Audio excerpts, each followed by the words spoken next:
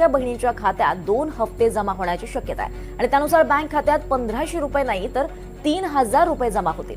डिसेंबर महिन्याची सुरुवात झाली आहे, मात्र लाडक्या बहिणींना अजून सुद्धा नोव्हेंबर महिन्याचा हप्ता मिळालेला नाही आणि यावेळी नोव्हेंबर आणि डिसेंबर या महिन्यांचे दोन्ही हप्ते हे बँक एकदमच खात्यात जमा होणार आहे। राज्यात सुरू असलेल्या स्थानिक स्वराज्य संस्थांच्या निवडणुकांमुळे नोव्हेंबर महिन्याचा हप्ता 4 डिसेंबरला मिळण्याची शक्यता होती, मात्र काही नगर परिषद आणि नगरपंचायतींसाठी 20 डिसेंबरला मतदान होणार आहे आणि या निवडणुकीचा निकाल जाहीर झाल्यावर लाडक्या बहिणींना पैसे मिळण्याची शक्यता वर्तवण्यात येते आहे। एकही निकष हा आम्ही बदललेला नाहीये। जो शासन निर्णय आम्ही जुलै महिन्याच्या कालावधीमध्ये गेल्या वर्षी निर्गमित केलेला होता, त्या शासन निर्णयाला धरून जी आहे ती त्या ठिकाणी ही योजना सुरू आहे। एकही निकषामध्ये अगदी शब्दाचा सुद्धा बदल हा केला गेलेला नाहीये। हे मला आपल्या माध्यमातून निश्चितपणाने लाडक्या बहिणींना सांगावंसं वाटतंय। आम्ही गेल्या 3 दिवसापासून डीबीटीची प्रोसिजर चालू केलेली आहे आणि 2,41,00,000पेक्षा अधिक महिलांना आज या योजनेचा लाभ हा यंदाच्या महिन्यात सुद्धा मिळालेला आहे। त्याच्यामुळे ही योजना अधिकाधिक यशस्वीरित्या पार पाडणं हे काम हे सुरू आहे।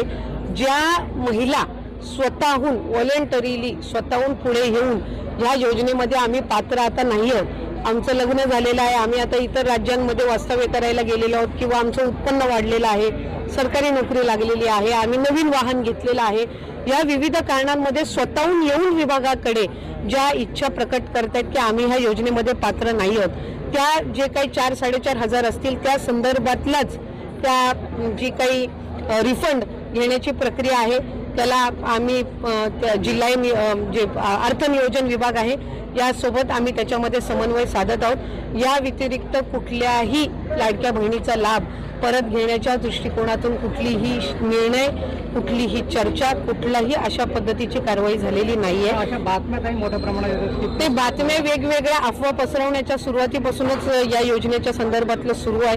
कारण कुठे ना कुठे तरी विरोधकांनाही सुरुवातीपासून ही योजना खटकत होती, त्यामुळे त्यांच्या माध्यमातूनही आहेत।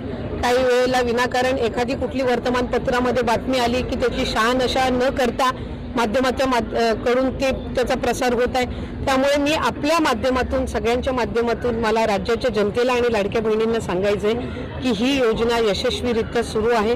कुठेही आम्ही कुठल्याही पद्धतीने जबरदस्ती कोणाचा लाभ मागे परत घेण्याच्या संदर्भातला कुठलाही निर्णय घेतलेला नाही आणि त्या संदर्भातली कुठलीही कारवाई करण्यात आलेली नाहीये।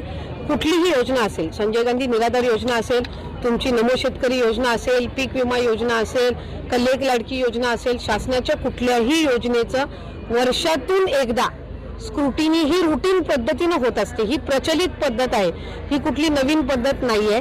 या योजनेला म्हणजे लाडकी बहीण योजनेला आम्ही क्रॉस व्हेरिफिकेशन फक्त करत आहोत आणि त्यामध्ये सुद्धा कुठल्याही एकाही बहिणीचा लाभ आम्ही कुठल्याही पद्धतीने अद्यापही परत घेतलेला नाही आणि त्या संदर्भातली कुठली साधी चर्चा